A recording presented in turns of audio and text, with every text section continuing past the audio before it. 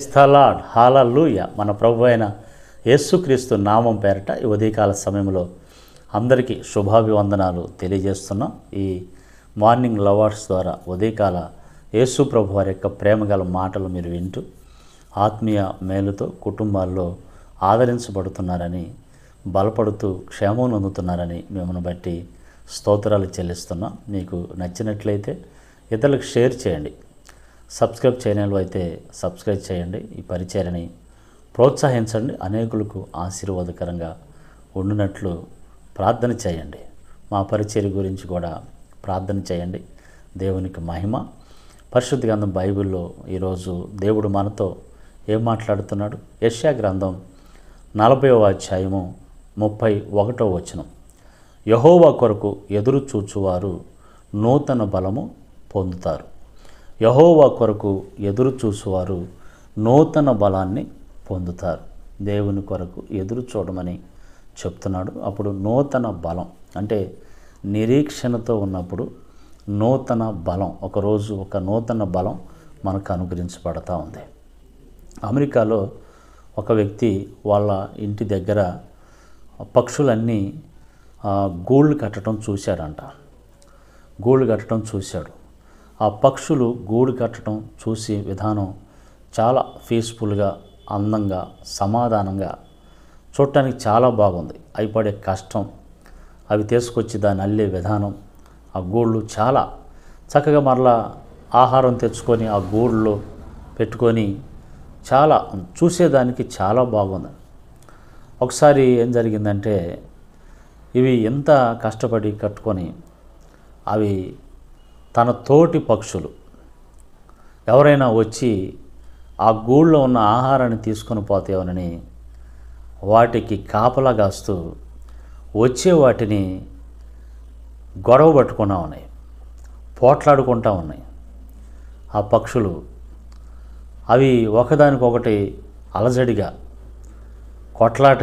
పోట్లాటగా కనిపిస్తూ ఉంది. అప్పుడు ఈ చూస్తున్నటువంటి వ్యక్తి ఆయన వాటితో అన్నాడంట, ఓయ్ పక్షులారా, ఎందుకు మీరు అలా పోట్లాడుకుంటారు? ఎందుకు అలా కొట్లాడుకుంటారు? మీకు అందరికీ ఎవరి గూడు వాళ్ళకు ఉంది కదా, ఎవరి గూడులో వాళ్ళకి కావలసినంత ఆహారం ఉంది కదా, మీరు ఆహారాన్ని తినొచ్చు కదా, ఒకళ్ళ గూడుల్లో ఒకళ్ళు చేరి అలా ఎందుకు మీరు కొట్లాడుకుంటారు అని చెప్పేశాను. అలా అంట మాత్రమే అనగలిగాం, కానీ అంతకన్నా నేను ఇంకేమీ చేయలేను అని అంటూ ఆయన అంటాడు కదా. ఈ లోకంలో క్రైస్తవ సమాజ పరిస్థితి కూడా ఎట్లానే ఉన్నది.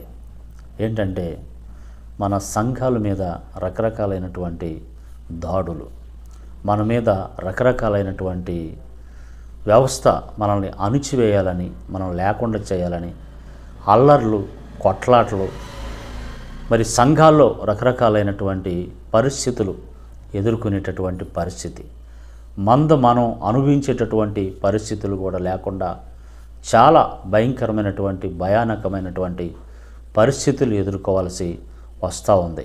అయితే ఇలాంటి పరిస్థితుల్లో క్రైస్తవ సమాజం మనందరం ఈ పరిస్థితులన్నిటి నుంచి విడుదల పొందాలని ప్రార్థన చేస్తాం. మనం ప్రార్థన చేస్తాం, స్వస్థతల కోసం ప్రార్థన చేస్తాం, సంఘాల కోసం ప్రార్థన చేస్తాం, ఐక్యత కోసం ప్రార్థన చేస్తాం, ప్రార్థన చేయాలి. అయితే ఇంకొక మాట మీరు గుర్తుపెట్టుకోండి, ఈ కనిపిస్తున్నటువంటి ఈ లోకమంతా కూడా ఒక రోజుకి ఉండదు. ఇది ఒక రోజుకి గతించిపోతుంది. దేవుని వాగ్దానాలు మాత్రమే నిలుస్తాయి. దేవుడు చెప్పింది జరుగుతుంది. ఏందయ్యానంటే, ఆదికాండం నుంచి ప్రకటన గ్రంథం దాకా దేవుడు చెప్పిన మాటలు.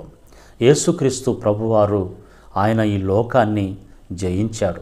అనేకమైన ఆయన ఒడిదుడుకులు, అనేకమైన అలజడులు, అనేకమైన ఇబ్బందులు ఎదుర్కొని ఆయన అన్నాడు కదా, ఈ లోకాన్ని నేను జయించాను. లోకమును జయించిన క్రీస్తు మనలో ఉన్నాడు.